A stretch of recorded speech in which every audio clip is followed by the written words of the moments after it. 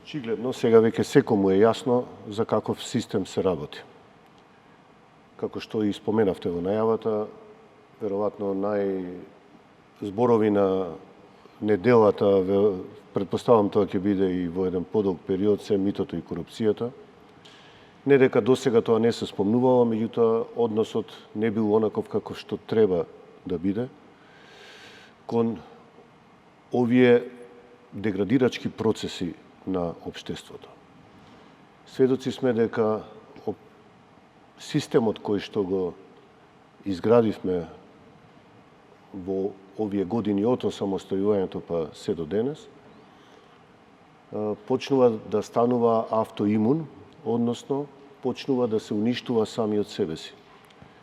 Да се деградира, а при тоа сега за сега барем не гледаме на повидок некој лек со кој што ќе можеме состојбите да ги оправиме, односно колку толку да го одржиме во живот со надеж дека еден поинаков пристап кон ваквите болести во нашето опкружување ќе придонесат да имаме многу поквалитетен начин на живење, многу побезбеден, многу посигурен отколку она што го имаме денес.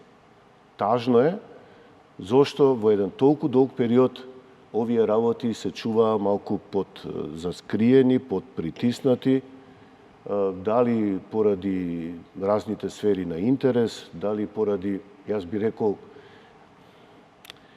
преголемата затруеност со политика и политиканство. Ние ретко расправаме за вакви теми кои што се од многу битно значење за граѓаните.